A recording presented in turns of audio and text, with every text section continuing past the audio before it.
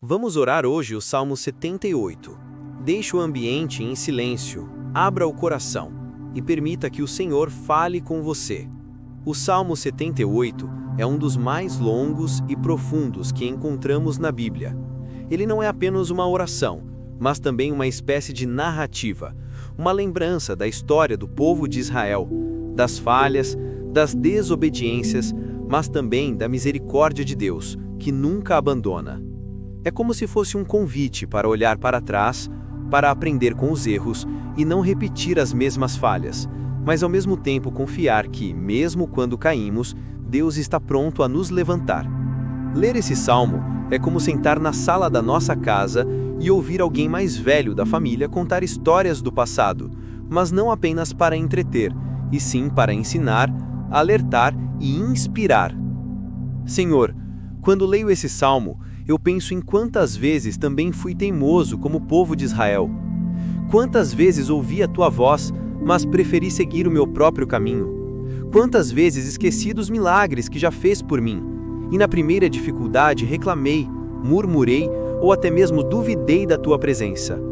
Perdoa-me, Senhor, porque eu sei que a tua fidelidade é maior do que a minha fraqueza. Esse salmo começa com uma exortação. Povo meu, escutai a minha lei, e inclinai os ouvidos às palavras da minha boca. Isso me faz pensar em como no nosso dia a dia estamos sempre ouvindo tantas vozes, a voz da televisão, do celular, das redes sociais, da vizinha, do colega de trabalho, da nossa própria ansiedade, e no meio de tanto barulho, a voz de Deus parece ficar mais baixa. Ele nos pede para parar um pouco, silenciar e ouvir. É como quando uma mãe fala com um filho e diz: olhe nos meus olhos quando eu estou falando com você. Deus faz o mesmo conosco. Escutem, prestem atenção, isso é importante. Senhor, eu quero aprender a ouvir mais a tua voz, não apenas nas grandes coisas, mas também nos detalhes do meu dia. Ensina-me a calar a pressa, a ansiedade e a dar espaço para que a tua palavra entre no meu coração. O Salmo também fala sobre a importância de contar às gerações futuras as obras de Deus. É bonito pensar nisso, porque muitas vezes estamos preocupados em deixar uma herança material para nossos filhos e netos, mas esquecemos que o maior legado que podemos dar é a fé. Contar para eles os milagres que Deus fez em nossas vidas, ensinar a rezar, a agradecer, a confiar. É como quando o avô senta um neto no colo e diz: meu filho, quando eu era jovem, passei por dificuldades, mas Deus sempre esteve comigo. Isso marca uma vida. É uma história que se torna semente de fé no coração de quem ouve. Meu Deus, ajuda-me a ser transmissor da tua palavra para aqueles que vêm depois de mim. Que meus filhos, meus sobrinhos, meus afilhados, meus alunos ou até mesmo meus vizinhos possam ver em mim alguém que confia em ti e que testemunha o teu amor. Mas o Salmo também traz uma parte dolorosa. Ele fala da ingratidão do povo de Israel. Mesmo depois de Deus ter aberto o mar, ter dado o maná do céu, ter feito a água jorrar da pedra, ainda assim o povo duvidava e se rebelava. E olhando para isso, parece fácil criticar. Como podiam ser tão ingratos? Mas se pararmos para pensar, nós também somos assim.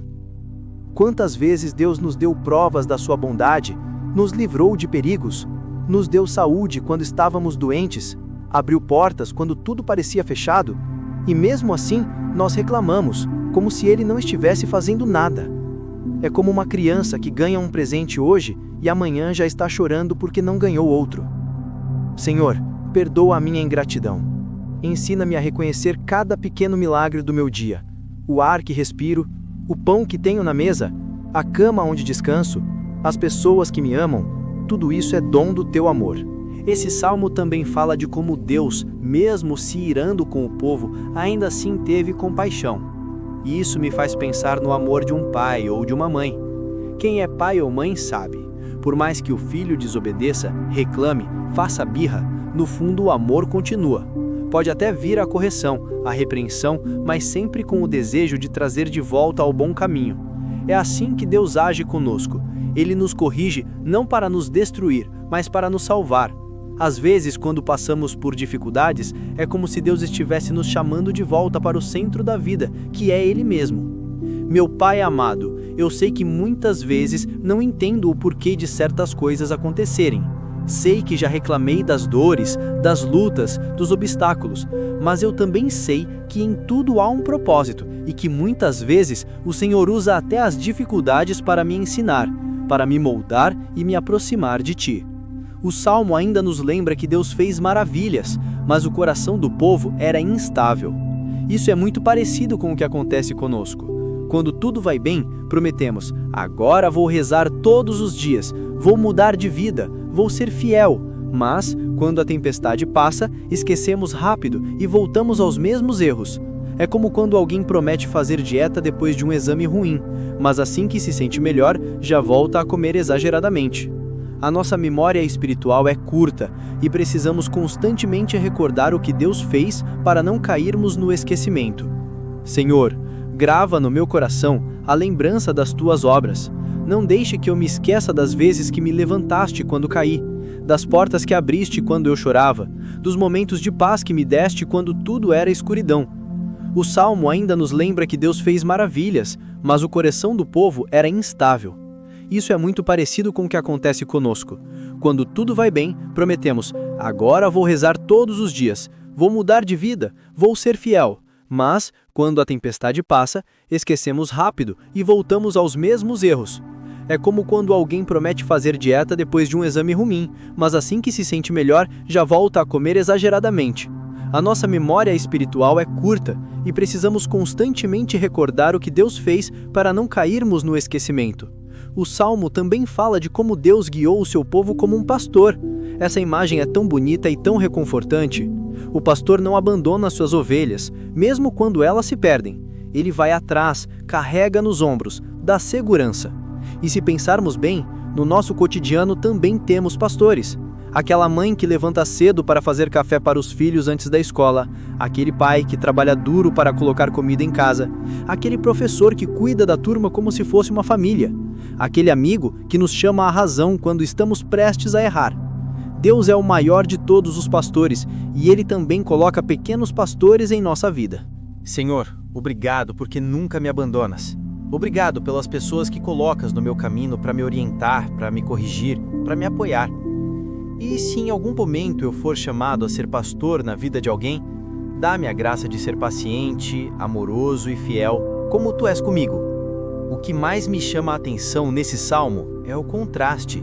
De um lado, a fidelidade de Deus, do outro, a infidelidade do povo. E isso me lembra um relacionamento humano. Às vezes, em um casamento ou numa amizade, há aquele que sempre insiste, que perdoa, que dá mais de si, enquanto o outro muitas vezes erra, esquece, falha.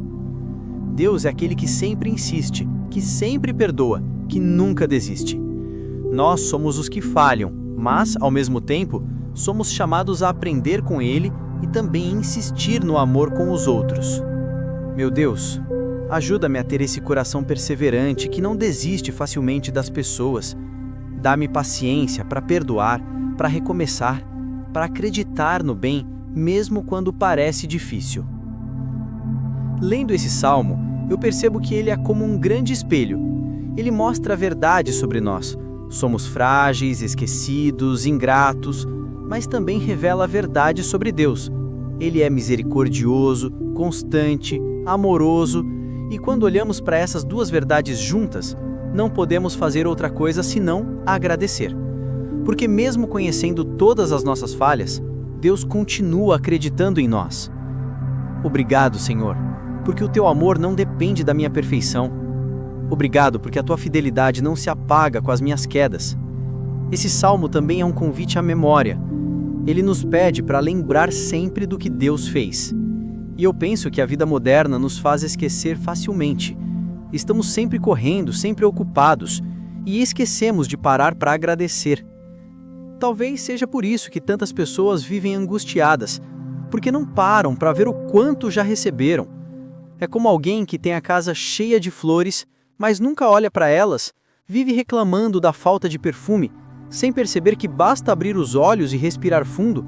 Senhor, dá-me a graça da gratidão, que eu nunca passe um dia sem reconhecer um gesto Teu em minha vida. No fim, O salmo termina com uma mensagem de esperança. Ele fala de como Deus escolheu Davi para guiar o seu povo com coração íntegro e mãos habilidosas. Isso me faz pensar que, mesmo depois de tanta infidelidade, Deus não desistiu. Ele levantou um novo guia, uma nova chance, uma nova história. E para nós, isso é um consolo enorme. Deus nunca desiste. Sempre há uma nova oportunidade, sempre há um recomeço, sempre há uma esperança. Pai amado, obrigado porque eu posso recomeçar todos os dias. Obrigado porque o teu perdão renova as minhas forças. Obrigado porque mesmo quando penso que tudo está perdido, o Senhor abre um novo caminho. Assim, o Salmo 78 é uma lição de vida. Lembrar sempre das obras de Deus, ensinar às gerações futuras, ser grato, aprender com os erros, confiar no amor fiel do Senhor. É um salmo longo, mas necessário, porque a nossa vida também é feita de muitas memórias, quedas, recomeços. Ele é como um diário espiritual que nos mostra a realidade da fraqueza humana e a grandeza da misericórdia divina. E hoje, enquanto rezo com essas palavras, eu sinto que esse salmo continua vivo. Ele fala comigo como falou com os antigos. Ele me chama a olhar para trás, não com arrependimento, mas com aprendizado. A olhar para frente, não com medo, mas com confiança. E acima de tudo, a olhar para Deus, sempre com gratidão. Amém. Que o Senhor Jesus te proteja e te abençoe.